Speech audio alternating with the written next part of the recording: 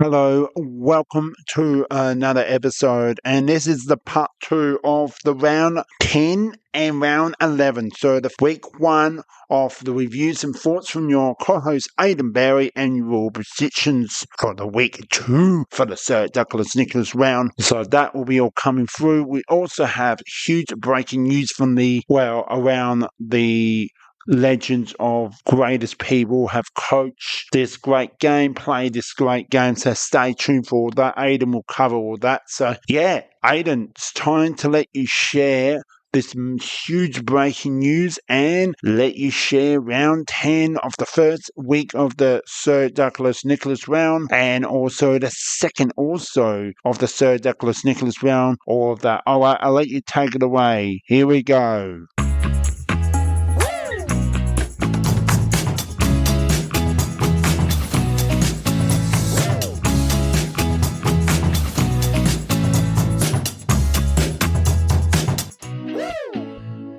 Alrighty, Ben, thank you very much for having me on again for this week's episode of the BJ Footy Show. Let's not get straight into it, because this week the AFL World lost two champions, the first of which was Robert Walls, a Carlton legend, winning multiple premierships with the Blues as a player and as a coach, and someone who has had an underestimated impact on footy as a whole in the last at least 20, 30 years in the 90s. We talk about the end of that 90s period from the 70s to the 90s, where the VFL became the AFL. That was the era of Robert Walls, a lot with with the Brisbane Bears as well. So Robert Walls played a lot of games with Carlton, played 218 games with Carlton, 41 for Fitzroy, playing 259 games, scored 144 goals in that time, represented Victoria as well. Was a big part of the Brisbane Bears when they first came into the year as one of their first coaches, along with the coach of Fitzroy, Carlton, Richmond, and coaching the Victorian team in an All-Australian. As I said, he's a three-time premiership player in 68, 70 and 72, along with winning the 1987 premiership with the Blues as a coach. Unfortunately, that's not all we lost this week, as we lost another AFL legend of the game who, if we look back on, we start to realise that life is very short when things start falling away the way that they did, as we lost Adam Selwood as well. Legends of the game like this, who in 1 week, is an absolutely heartbreaking time for the AFL community. So Adam Selwood, firstly brother Troy Selwood, who we lost earlier this year. Adam Selwood, 41, playing for West Coast, played his whole career at West Coast, 187 games, 43 goals for the defender, and he also represented Australia in international rules, 4 games of international rules for Australia. He was a Rising Star nominee in 2005 and a West Coast Premiership player in 2006. So 2 legends of the game that we've lost this year already, and we're only in May, so hopefully we don't lose any more legends of the AFL. But with that said, let's start getting into the game for this week. The first half of the Doug Nicholls round for, Indigenous awareness and of players within the AFL, and I think, along with Anzac Day, the Indigenous round is some of my favourite rounds of the year. We get to see, players go hard on their sleeve for their footy. We get to celebrate all the Indigenous players who make this game so great.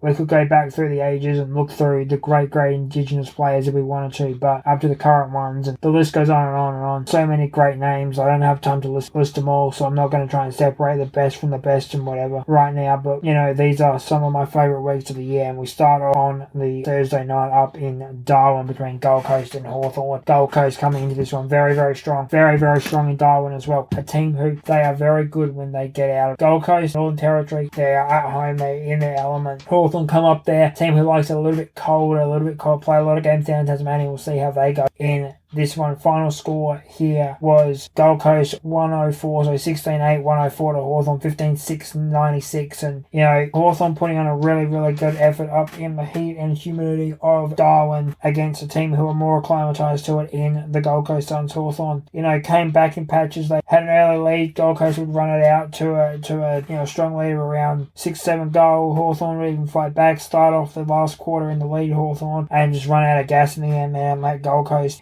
cling on to that 8-point win in the end. But a very, very good effort from both these sides, two sides who I really do expect to see in September come the end of this year. So great play to Gold Coast Hawthorn. Again, very strong effort from them, unfortunately on the losing side in this one. My player of the game for this game is going to go to Noah Anderson of the Gold Coast Suns. 116 AFL fantasy, 1 goal, 35 touches, 16 kicks, 19 handballs, 1 mark, and 5 tackle. Now we go straight into Friday at the SCG between the Sydney Swans and the Carlton Blues. Sydney looking to rebuild their season, restart their season. Carlton looking to continue their pushback into the top 8, and we see who comes out on top here. It was a very, very hotly contested game for most of it through 3.5 quarters before one team put the foot down and won the game in that last sort of 10 minutes of the final quarter. That team was Sydney, winning this one 11-12, 78 to Carlton, 9-8, 62. So even though Sydney had -1 scoreboard difference, that their extra shots, Carlton only having 17 shots at goal, Sydney able to muster up 23. The extra shots to go, the extra scoreboard pressure is what helps the Swans get over the line. Very, very good Sydney team. Heaney was involved, Warner was involved, Grundy was involved. Their players coming together now, starting to gel like they have done previously for the Swans. For the Blues, this is a loss for them. I think this is a loss they probably couldn't have, had at this point. I think they were just starting to get into their groove. Now that loss, they reset again, and it's going to be hard for them to come back into this season. Although in saying that, we know the ladder is very, very close this year, but for Carlton, these are ones where I think you have to win if you want to put yourself back in the mix for a top 8 come the end of the year, because I feel like there's going to be a point where the ladder does stretch out over time. We haven't got to that point yet. We might in the next couple of weeks over the byes. If we have some of these teams who are on these 6, 7 wins, 5 wins, beating other teams in that bracket, we're going to see the ladder stretch a bit more than if we take wins off of each other. Anyway, that is that. My player of the game for Sydney versus Carlton is obviously going to be Isaac Heaney of the Sydney Swans. 122 AFL fantasy, 2 goals, 38 touches, 21 kicks, 17 handballs, 2 marks, and 1 tackle for Isaac Heaney, pulling the Swans over the line in this one. Now we come to Saturday. The first game on Saturday is Collingwood versus the Adelaide Crows. The Adelaide Crows using their indigenous name of Kawana for the Sir Doug Nicholls rounds. This game is played at the MCG, and Collingwood are your victors here. Collingwood 11-12, 78 to Adelaide 10-8, 68, so only 10 points. And a game that was very, very even throughout. Crows had a lot of opportunities to go forward and put scores on the board. They don't take it. Collingwood defence holding up, or Crows not taking that last kick into that forward 50 and getting dangerous, unfortunately. So Collingwood getting the big win over the Crows in this one. The Pies, this is a win that they need to, they're going to push their case. They're right up the top anyway. They don't really need to push their case any further, but they are up the top. They want to stay up the top. They're first after 10 rounds, so they want to stay up the top after that. Crows still a top 8 team, still a team who I think could get dangerous come September. They're going to be there. They know they can beat the top teams. 10 points isn't a big loss. It is a loss, but it's not a big loss, especially in the manner that they did lose the game. So they should not be too pointed about that. Going to my player of the game for Collingwood versus Kawana, it's going to come from the losing team. It's going to come from Adelaide. It's going to be Jordan Dawson. 138 AFL fantasy, 1 goal,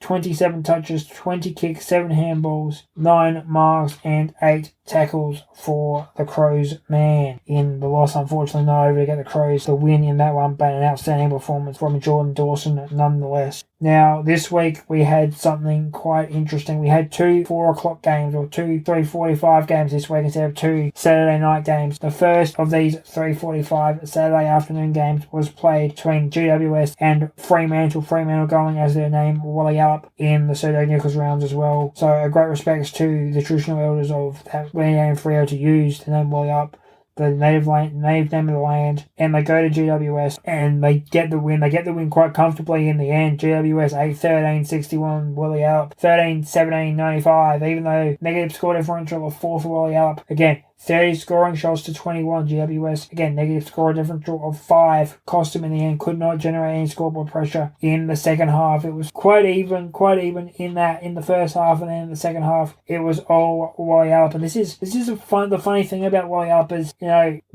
they go out as Wally Up, and they're a very, very dangerous side. They look the part. They play the part when they're Wally Up. They go back to being Fremantle. They look like absolute custard and paste when they are Fremantle. So when they are Wally Up, they need to take advantage of it. I believe they're undefeated for Wally Up. This is the third year using. I believe they're undefeated as Wally Up. So a good opportunity for them to continue that streak next week. But Fremantle are again a team who are pasty under the Fremantle name. GWS, unfortunately, this is a game I think they should have probably won this one again against Fremantle, a team who are a bit up and down. But again, the Wally Up factor coming into play for the Dockers, getting them over the line. GWS will be kicking himself, knowing that they could have been at least more in the contest in this one, but losing to Wally Up in the end there. My player of the game, Shea Bolton from Wally Up, 116 AFL fantasy, 3 goals, 23 touches, 15 kicks, 8 marks, 8 handballs, and 3 tackles. Second game on the Saturday is between Port Adelaide, known as Yatapulti, during the Indigenous rounds, and Geelong. So Geelong coming into this one very, very much the stronger side. Port Adelaide, a team who are looking desperate, looking just to try and find anything about himself, but we just don't know when it's going to be, where it's going to be. It's not going to be this year, and I am starting to think that it might be time to pull the plug on Ken Hinkley, announce it early this week, get it out there and say that your last home game before your bye will be the Ken Hinkley farewell game. He's owed a farewell at the very least. So let's get it over and done with. Let's bring Josh Carr in and see what Josh Carr can do for Port Adelaide Yatapulti during the second half of the year. But back to the football. Geelong, too good over the top of them, ran over the top of them, too strong, too dangerous for them,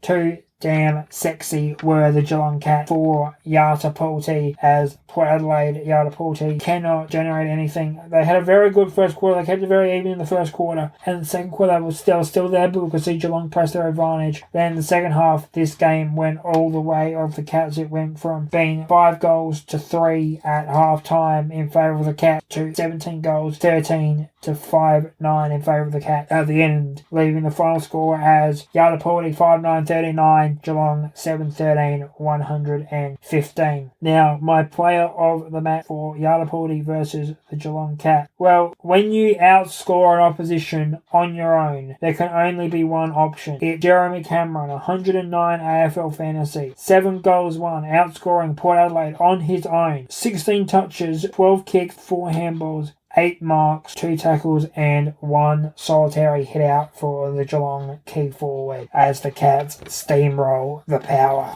Now we head to the game on the Saturday night. As I said, there's only one game on Saturday night this week, and it was between the Western Bulldogs and the Essendon Bombers. And unfortunately, this one was very much over at quarter time, with the Doggies running rampant over the Bombers. The final score ending up being 18-19, 127 to 5-6-36. Doggies, big winners, winning by 91 over the Bombers. As I said, the game was over by quarter time. Doggies were 7 goal up at quarter time. Essendon only having 3 points. Floor score in the second quarter. Doggies had 3 goals to the Bombers 1. But then it goes back to the Doggies for the rest of the game. 5 goal in both the second half quarters for the Doggies. 5 goal in the third. 3 in the last for the Doggies. Essendon 3 in the third, 1 in the last. Doggies winning this game in the first quarter. So for the Bombers, this is a big X for them. This is a big miss for them. I think they should be more dangerous in this game. They should have been more in the contest, to say the least. They were never in the contest from really the opening minutes. Once the Doggies opened the floodgates in that back end of the first quarter, it was game over. So this is a real disappointment for the Bombers. Doggies, though, big win. Team who look like they're going to be in the mix in September. Of these teams who I think we can mark down as a September candidate at this point, showing what they're made of. More, not just bark in this dog, but there is a lot of bite as well in the Bulldogs of 2025, and they're a team not to be messed with as we come towards the middle and back end of the season. We go to my player of the game. There's only really one option in this one, and it's going to be Bailey Dale from the Doggies. 154 AFL fantasy, 49 touches, 37 kick, 12 handballs, 5 marks, and 1 tackle. And that is, I believe, the disposal high for this season of 49, and unfortunately just one shy of the 50 touch mark for Bailey Dale, but no stopping him nonetheless. A impressive performance, and one that will be up there with my performances of the season comes year's end, and the shout outs to other doggies as well to score over 100 fantasy: Matt Kennedy, Riley West, Tom Liberatore, Ed Richard, Tim English, and the Bond. Now it is time for what is usually Super Sunday on the BJ Footy Show, but this week we're going to call it Sneaky Sunday. A lot of upsets and close games in this Sunday afternoon of football, and we start at the home of football, the MCG, for Richmond and North Melbourne. I could not believe that this was North only their 11th home game in the last 8 years. 11th game in the last 8 years at the G for North Melbourne, but they are the ones coming out the winners in this one, winning 12-6, 78 to 11-8, 74, win over the Tigers. North Melbourne, it came in as favourites this week. I wasn't so sure of them. I went with the Tigers in the end, but North started very well in this game. North started this game 6 straight in the first quarter, ending 7-1 at half-time. Richmond did come back into the contest throughout the second half and back end of second quarter, but in the end North was able to just grit their teeth deep and get the result they were needing to get over the line. So North Melbourne, big tick there for the Tigers. A small miss for them. I think this was one where I feel like they could have won, especially in that closing couple of minutes. They had some shots at goal, both missed to give them the lead in the last minute, but North Melbourne, what can you say, they hang on to get the job done. They get the draw last week, they get the win this week, so 6 points in the last 2 weeks for North is an impressive performance nonetheless. As we go to my player of the game for this one, and it's Tristan Sherry from North Melbourne. 155 AFL fantasy, 19 touches, 14 kicks, 5 handballs, 1 mark, 12 tackles, and 51 hit-outs for the North Ruckman in a match-winning, match-defining performance. Second game on the Sunday, on Sneaky Sunday, was Brisbane versus Melbourne, as they're going as this week, Nam. So Brisbane versus Nam. Brisbane looking like the odds-on favourites against Nam, and they showed it in the first quarter and in the first half, looking like they were going to cruise to a victory. Halfway through that third quarter, though, a switch flipped for Nam, and they started coming right back into the contest, and they roll over Brisbane in the final quarter. Final scores in this one: Brisbane 13-10, 88, Nam 14-15, 99. Nam the winners in the end after a great showing in that back end of the third quarter and in the final quarter. Big win for Nam. Their players are looking good now. Gorn's still showing form. The rest of the team's picking up form as well. Pickett's been playing very well for them. Their midfield's been working well. I've been really enjoying watching Melbourne over the last couple of weeks. Ever since they beat Freo, that was the real turning point for them. So Nam, again, a team who are looking like they could be right in the mix this year if things keep going their way. I don't think they're going to be right in the mix at the end of the year, but definitely a sniff at September could be their way if things keep improving the way they are. Brisbane, major upset here. They should have had this one and done by that third quarter. They had to put the foot down, couldn't get the job done, allowed the door to be open for Nam to come in and get the win in this one. So Brisbane going back with the loss, having to look themselves in the mirror and realise that that's a game dropped that they should not have dropped to a team they should not have dropped it to. But in football, 1 week is 1 week, and you learn to move on very, very quickly. Player of the game in this one, I mentioned his name earlier. It's going to be from Melbourne, from Nam. Max Gawn, 117 AFL fantasy, 22 touches, 12 kicks, 10 kicks, 10 handballs, 7 marks, and 46 hit-outs for the Nam Ruckman to get his team over the line in the end against Brisbane. And our final game on the Sneaky Sunday in round 10 is Walich Marawa versus Yorewalk. And for those playing at home, that is West Coast and St Kilda. And West Coast, ladies and gentlemen, the West Coast Eagles are finally on the board in season 2025. It's very much like the Wally Yallop factor for Fremantle. Walich Marawa getting the win over York in the West, as they will be, very, very happy with that win again. As I said, the Indigenous naming factor proving trumps again for a West Australian side, and I think maybe if the West Australian sides should look good, they should go to Wally Alp and Walich Marawa respectively for those sides. St Kilda, unfortunately, as I said, the last couple of weeks, they have their ups, they have their downs. This was their down week. Another down week for St Kilda. It's one up, one down for them. Down weeks are very bad for them. Their up weeks are very good for them. So they're not going to be very consistent at all this year, I don't think, and they're not going to make finals on that lack of consistency. But for West Coast, what can I say? Brilliantly played game. Flag to flag victory for them.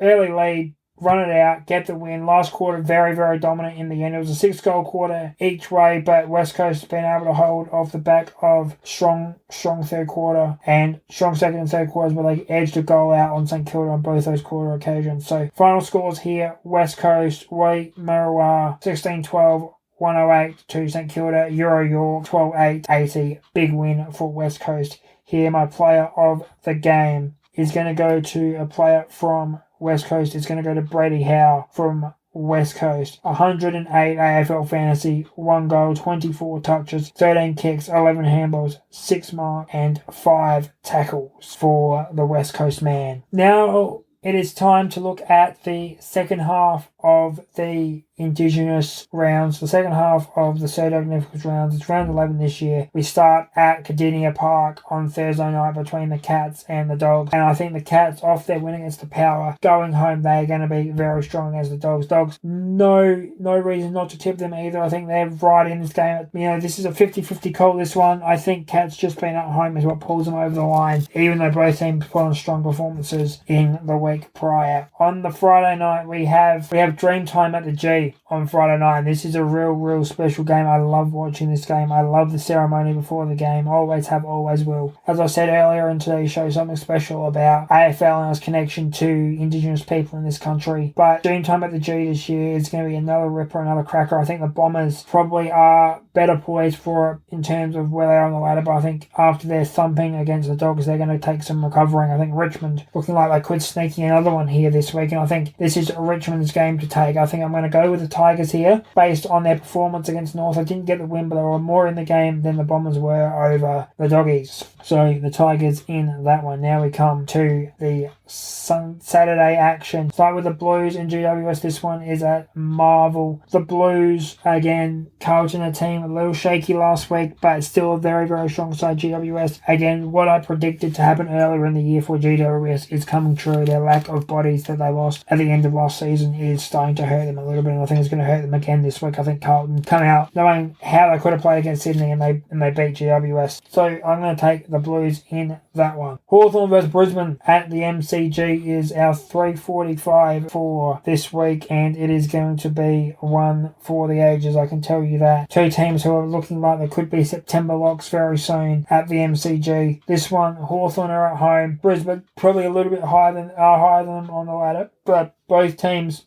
come in off losses last week. Hawthorn, I think the home factor is what just pulls them over the line in that one. Now we go back to Marvel. So we've got a double header at Marvel. We've got an early game and a late game at Marvel, as we have our first Saturday night game for the round, and it's North Melbourne versus Collingwood, and there is only one winner in this one, and no, it is not North Melbourne, it is the Pies. I think Collingwood's so dominant, when they need to be, they're going to make North Melbourne look like a second-class team this week. No disrespect to North Melbourne getting the win in the last game, but the gap between you and Collingwood is a very big one, and I think Collingwood take this one quite comfortably in the end. And it might not be one to have the children up watching if you are a North Melbourne supporter. Let's just put it that way. Second game on the Saturday night is Wally versus Yaltapulti, Fremantle versus the Power, Port Adelaide. I think Wally again, the power of Fremantle when they come out of Wally is just too irresistible to not take. So Wally come out of this one at home. They are going to be one of those teams to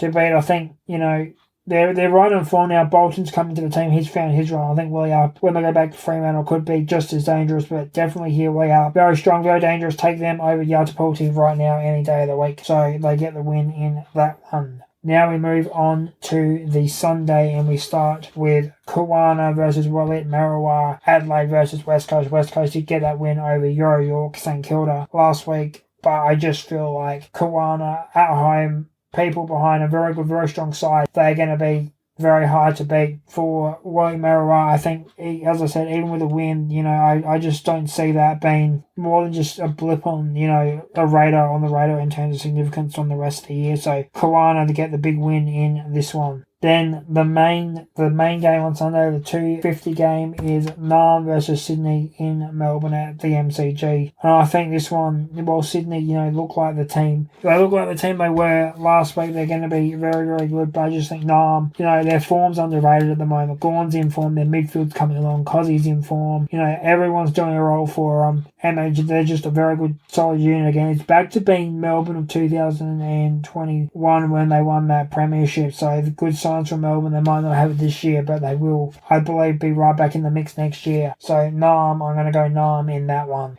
And finishing off round 11 is York St Kilda versus the Gold Coast Suns. And I think St Kilda, they had a down week last week. Up week should be this week, but I just think Gold Coast right now are a team who are very, very much to be taken seriously. And I see the Suns, quite comfortably beating York here. And I think, again, St Kilda, York are going to put up a decent effort, but I think comfortably Gold Coast is going to take this one as they go away in the ending tail of that game to get the win. So that is my round 11, second half of the Sir Doug Nicholls round predictions, and we'll go through them one more time. We have Geelong over Western Bulldogs, Richmond over Essendon, Carlton over GWS, Hawthorn over Brisbane, Collingwood over North Melbourne, Fremantle, Walleyup over Port Adelaide Yotapaldi, Kawana Adelaide over Wollert Marrawar West Coast, Narm over Sydney, and Gold Coast over St Kilda Euro. So